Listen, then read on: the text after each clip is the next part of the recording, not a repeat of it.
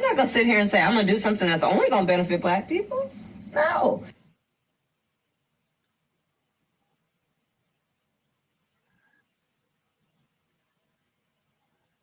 We absolutely must hold them accountable. If they want our vote, then they need to want our policies.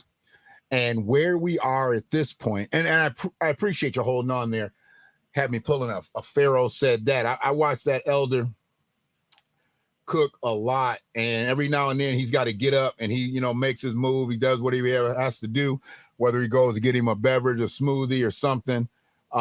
He has to break away. So I see no shame in having to get up and get my thing right, because that's going to obviously help me keep my voice correct. So I thought I had my tea in here, but I had it in the other room. So I am back. But not holding them accountable is a real issue. It is a real issue. And my issue with the way we continue to do the same thing over and over, and get no results for it, that's lunacy to me. And recently there was a situation in San Francisco, and I can only call it a situation. Y'all already know where I'm at with the Colored People's Organization. The NAACP, they just no friend of mine. And I'm gonna really kind of break that down of why I've been on the NAACP, the Colored People's, situation. I'm at their helmet probably until I die, to be honest with you. But their NAACP in San Francisco rejected a $5 million reparations payment to Black people. Now, keep in mind, I don't think there was absolutely chance one for this to pass. Let me just be honest with you. I am a realist. And I don't believe there was any opportunity for this actually to pass. So I'm not going to be on it because I feel like the San Francisco residents, the American freedmen of San Francisco, got cheated. I'm more on it about the NAACP being against it. That's what I'm on. They're against the payment. So the fact that, and this is the weird thing, they were actually for it and then turned their back on it. And, I've only really heard one person speak on this, and that is the good Reverend Amos Brown. I've only heard him speak on it. And he shuffled along through an interview, I think it was with Roland Martin, and tried to explain what it was. And to me, I still feel like he failed. I mean, let's just be honest with you. I feel like he failed, and I don't believe that there's anything that he could have said that would have made me understand why they would just out and out reject it. Now, he did put in this letter that they are now saying was misrepresented. And they are now saying that there was a misprint. It's not a misprint. You rejected it. And I'm not sure exactly why they can't just admit that they don't want to do anything for American freedmen. We can see that during the course of every other day, other than this day. The NAACP works against most Black American causes.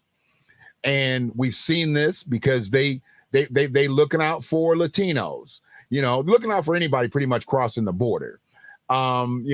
We hear all this POC, we hear all this minorities, we hear all this, but we never hear anything about reparative justice. We don't hear anything about reparations in general, and we're talking even on a local end where I don't really call it reparations. I say policy initiatives, whatever. I just don't believe anything on the local end should be considered reparations, because no city, town, county, state can pay reparations. That is a national debt. But they had these things, and it's so crazy that they always want to bring up the same things, when they want to talk about what Black people need. What Black people need. And, the things that they said, I felt like they were inflammatory. Okay. Let me just be honest. I felt like the things that were said in the letter were inflammatory because they basically put us in this second class status. And if you know me, I'm not taking a back seat to anybody. I feel like I had a pretty decent education coming up, pretty decent. And I went to a decent school that offered me that education, and I took it. Absolutely. Oh, yeah, Reverend Brown. Reverend Brown. Been my Reverend since I was a little bitty boy. But this Reverend Brown is a clown. This Reverend Brown is a clown. And I don't care about his age. Yeah, I just talked about old politicians. Politicians need term limits and they need age limits. I don't want to see nobody 80 doing nothing in politics. Nothing. I don't care how lucid you are. I don't care. You're 80 years old. You have a different mindset. Even if you were a writer at one time, by the time you're 80 years old, you've lost all that edge. I don't know too many 80-year-olds with a lot of edge. I just don't. They have so many other things to be concerned about. So when you get older, I just feel like you need to step aside and let the youngins come in with that new energy, you know, with that invigorated system, and you let them come in and take over, because you can't do what you once did, and you no longer think the way you once thought. So I believe you need to pass the baton to the youngins. And that's where we get with this labyrinthine leadership too. Sometimes the labyrinthine leadership comes from people that have been a part of the infrastructure for so long politically that they just say any old thing. That's why I said in February, the NAACP in San Francisco was actually riding with this. They were for it. They were going with it. And then all of a sudden they reeled back and said no. And there's documentation that they were literally riding with this. They were in favor of this. But for some reason, right there at the end, we about to get to that, Black Magic. We about to get to that. They just turned their back. And I just don't know exactly why. Don't even care at this point. But the fact that they rejected it, even though, like I said, there was 2 black people in San Francisco, that would have been $10 million. They're not giving up $10 million to 2 black people, let alone $5 million to every single American freeman in San Francisco. And I don't know the population, didn't do the stats, didn't care to. But I knew for a fact they wasn't going to give $5 million up coming from San Francisco. I wouldn't think that's even feasible coming from the United States government. But to reject it was the craziest thing. But just looking at it, it said, invest in education. Black students don't perform as well as their peers. The hell you say? The hell you say?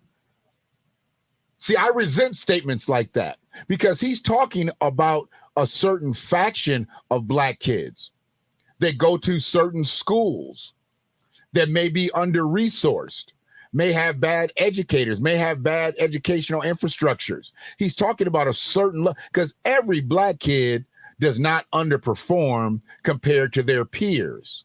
I resent that. He said we need remedial programs to help our children with reading, math, and science. Really? So we just dumb out here, Amos? We just dumb? That's what we need to get better? So you reject the $5 million reparations plan that wasn't going to happen in the first place, but this is what you come up with?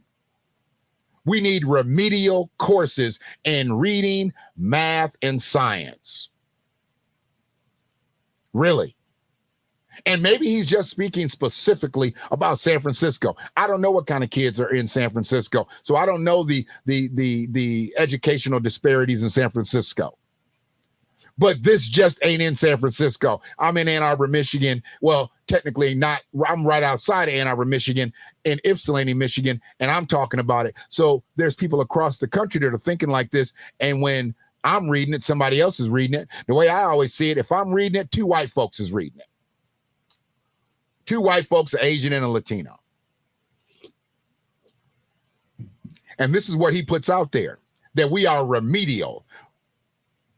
Remedial.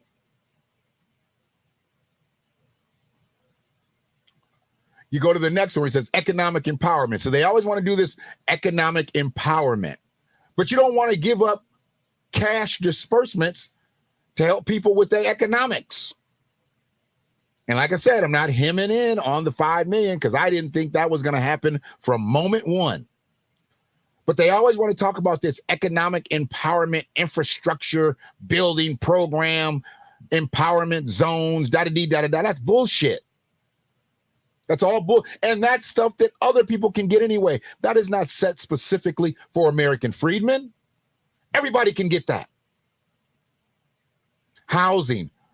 We want more housing, more public housing, more affordable housing for Blacks. There should be preferential treatment for Blacks to keep our people in the city. Why? To keep them broke, keep them poor, keep them on Section 8? I mean, why? I don't get it. I just don't understand it.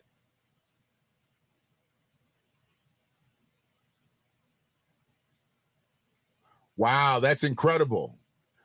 Just got a little questionnaire from YouTube asking if your video was suitable. Hey, so they sending it out to the subscribers and the viewers to see if my content is suitable. I would hope you have said yes, Sister Cindy. I would hope you said yes. We don't need no more problems around here. I got enough problems. We don't need no more problems around here. I got way too many problems out here. So I would have hoped you said yes. Thank you, Brother Mike. Thank you. So going back up to a comment that Brother Mike put up there earlier. He is the vice chair and on the California State Reparations Task Force. He's like speaking in them Negro. Yes, he does. He has a lot of pastorisms in his voice. He has a lot of pastorisms in his voice. You know, he doesn't have very good Wi-Fi. I did notice that. He was on there with Roland, and his Wi-Fi was horrible. And Roland was trying to, you know, keep up with him. And to me, personally, I have a hard time listening to them cats. You know, after my situation with organized religion, anybody that talks in that I don't want to hear all that shit. I really don't. Just because I'm in a mode at this point, you know, I'm looking at either you're going to do something for us or you're not going to do something for us. There is no middle ground. There is no middle ground.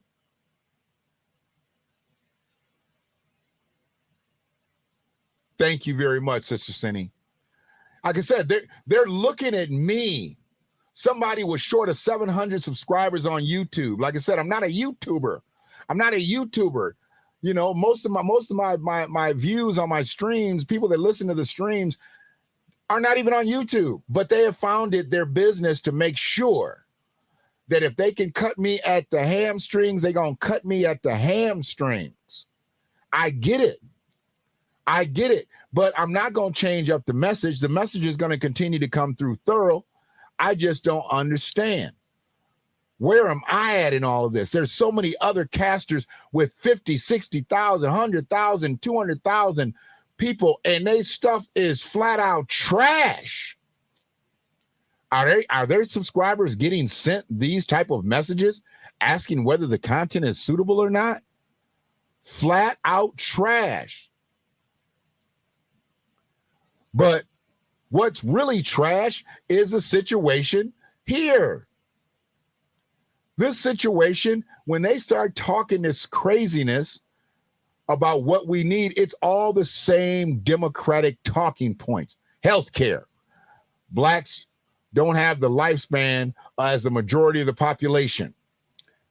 We need programming that positively affects our health and longevity and our mental health. So, I mean, really the lay of the land at this point is Obamacare. If you don't have something through your employer, most people got Obamacare. I don't know how good, bad, or indifferent that is. I've never actually had it. So, you know, I have health benefits. And we're good. But to put this as part of the reparations bill for San Francisco, I've seen this type of stuff before. Nothing moved anybody's educational needle from 1 through 4. Invest in education, economic empowerment, housing, and healthcare. And this old Fillmore Heritage Center, that's something that he's been working on pretty much probably since I've been born, or at least been an adult.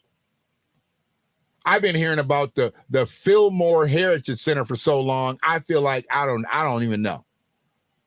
And I don't know what it is, don't even care, because it doesn't have anything to do nationally. And I realized this was for San Francisco, but people in San Francisco must not be too concerned. No more Heritage Center. He just wants to be a notch on his tombstone. So when he goes up out of here, he can say that he helped put the Fillmore Heritage Center on its feet. So whatever the Fillmore Heritage Center is, much respect to everybody that's out west in Northern California, San Francisco specifically. I don't give a shit. Okay? I don't care. I just don't.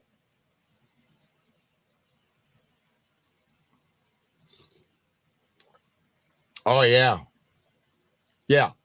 They made it seem like this was going to be something that was going to positively affect us, and it didn't. It didn't. Some people went from not having anything to paying what they couldn't afford to get before. Now they're paying for it to keep, insured. Yeah. I mean, the playbook is the same. The playbook is thin.